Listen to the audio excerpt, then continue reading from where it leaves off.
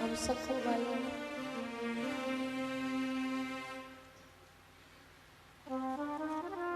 यात्रा को चल रही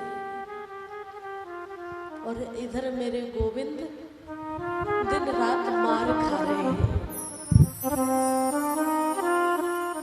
और थोड़ा नहीं, पहले पति मारता है, फिर सास मारती है, फिर ससुर गालियां देता है, लेकिन ठाकुर जी एक कुशल गृहिणी की तरह चुपचाप सुन रहे हैं।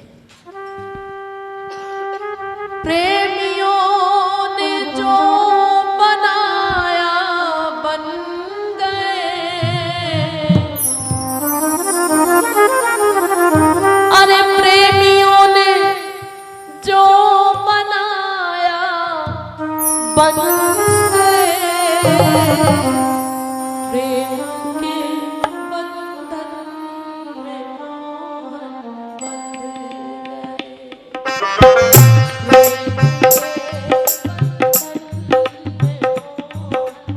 बंध गए। बोलो ना, प्रेम के बंधन में मोहन, प्रेम के ऊंची आवाज में, प्रेमियों ने जो बनाया बन गए, प्रेमियों ने जो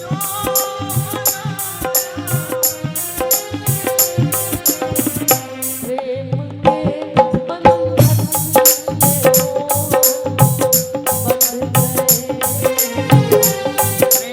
के बंधन में मोहन बंध गए।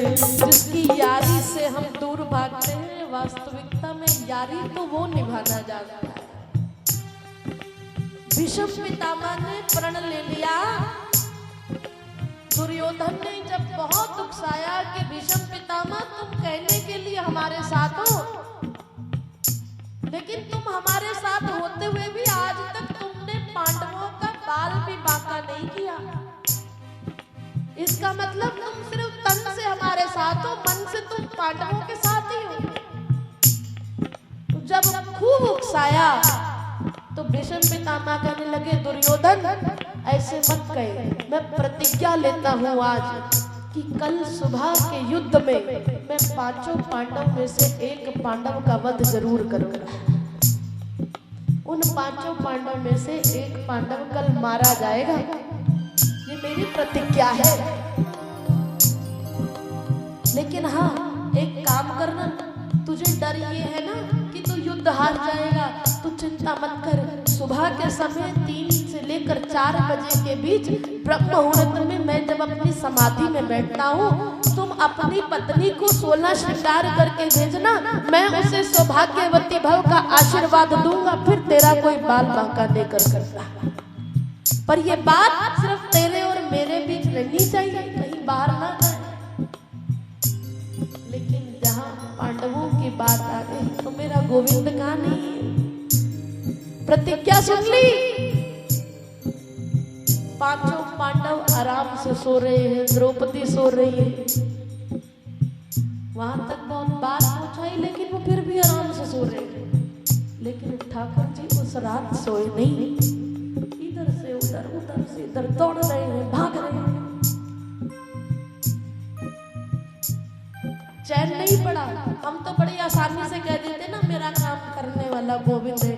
तुम तो कह देते हो वो तुम्हारे काम के लिए रात दिन एक कर देता है, तुम शांति से सो जाते हो। ठाकुर जी इधर से उधर भाग रहे हैं, चिंता में बैठे हैं कि कल एक पांडव मारा जाएगा। जब बर्दाश्त नहीं हुआ, चुपचाप गए पांचों पांडवों के कक्ष में, द्रौपदी का पैर हिलाया, द्रौपदी खड़ी हो। बोले क्या हुआ, तूने सुना नहीं है? बाहर आ, बाहर लेकर गए। तुझे पता नहीं कि भीष्म पितामह ने क्या प्रतिज्ञा की है? क्या हुआ कृष्ण? उन्होंने प्रतिज्ञा की है कि कल तेरे पांचों पतियों में से एक पति मारा जाएगा और तू आराम से सो रही है। बोले मैं आराम से क्यों ना सोऊं?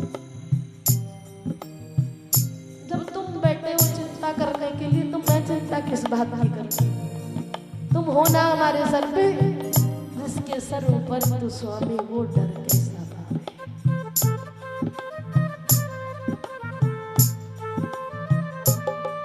कहने लगे ठीक है फिर सुन, मैंने एक योजना बनाई है। बोले क्या? तू फटाफट जा और 16 श्रृंगार करके आ जा। कृष्ण जी क्या कह रहे हैं? बोले मैं कह रहा हूँ ना, जो मैं कह रहा हूँ वो तो चुपचाप कर। द्रौपदी 16 श्रृंगार करके आई है। बोले अब मेरे साथ चल। कहाँ?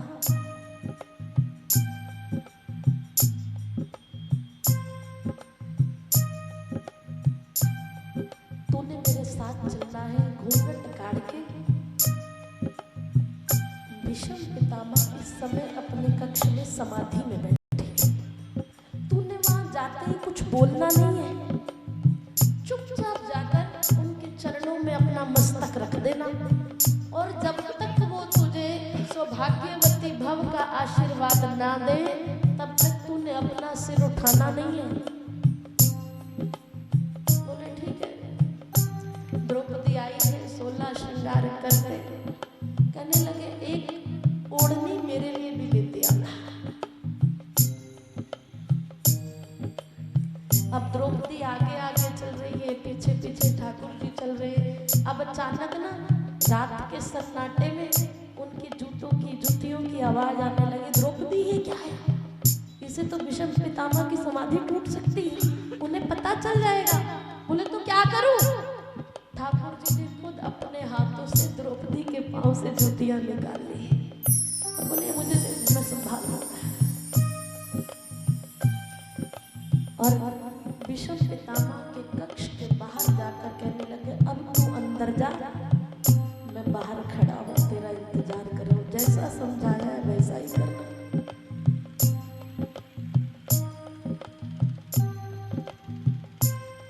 उस अर्धरात्रि की बेला में भीष्म की लगी समाधि थी। मन प्रभु चरणों में लीन हुआ, उस जगह न कोई व्याधि थी।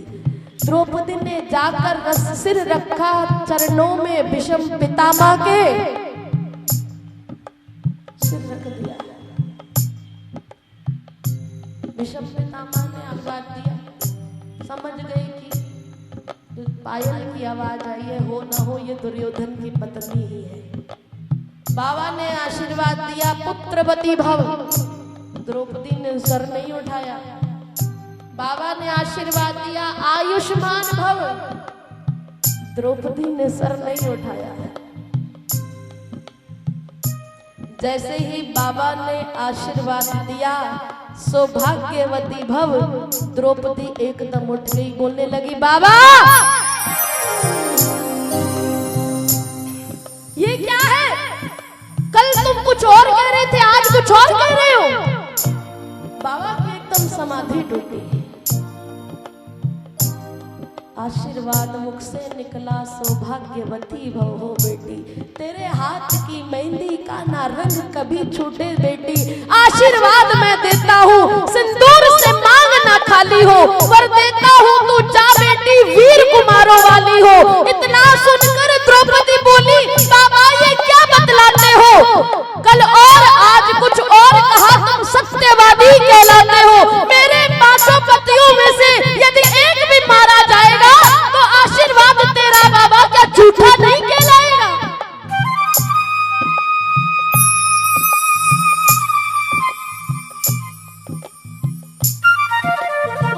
जैसे ही ऐसे बोला, अब आया होश पितामह को, हाथों से माला छूट गई, उन प्रभु चरणों में लीन हुई, चित चोर समाधि टूट गई।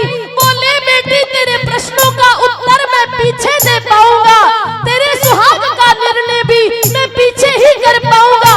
ए तृप्त सुधा मेरी बेटी, कुल को पवित्र किया तूने, रक्षा तेरी करता होगा। ये विश्व रचाया है जिसने, तू बूढ़ा होने को आया। मन में सोच रहे हैं मैं समझ गया तुझे यहाँ लाने वाला कौन है। कौन है तुझे यहाँ लाने वाला? तू ऐसे नहीं आ सकती।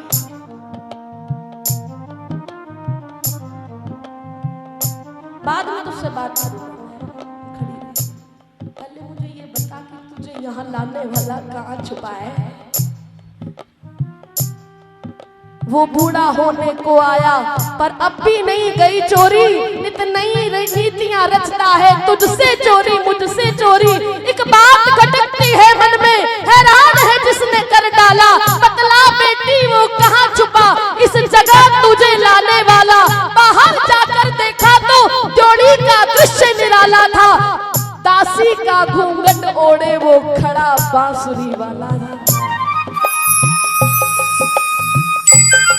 आज क्या दृश्य है, दासी का घूंघट ओढ़ा है।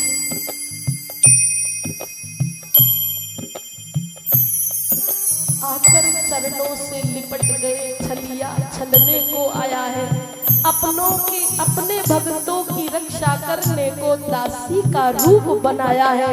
कहते हैं द्रौपदी के जूते पीतांबर के थे कोने में, और मैं करुणा का भाव लिए फिर लगे पितामह रोने में। ए दुष्ट सुधा मेरी बेटी, अब विजय तुम्हारी है, जाओ अब विजय तुम्हारी है।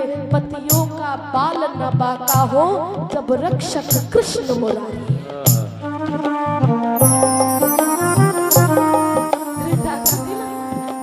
दासी का घूंघट ओढ़े और बगल में द्रौपदी के जूते चप्पल छुपा रहे। और क्या करे वो, और क्या प्रमाण दे। आज सखुबाई के लिए बंद गए, मार भी खा रहे हैं। इधर सखुबाई गई है दर्शन करने। जय विठ्ठल विठ्ठल गिरधारी, विठ्ठल विठ्ठल गिरधारी, यमुना जी की मल्हारी। जय विठ्ठल विठ्ठल गिरधारी, यमुना जी की मल्हारी। जय विठ्ठल विठ्ठल गिरधारी, यमुना जी की मल्हारी। जय विठ्ठल विठ्ठल गिरधारी, विठ्ठल विठ्ठल गिरधारी, यमुना जी की मल्हारी। वहाँ द्रौपदी, यहाँ सखुबाई, वो दर्शन के लिए गई है। और इधर मेरे गोविंद प्रेम के बंधन में मोहन बंध गए। सभी गाइए। बंधन में मोहन बंध गए।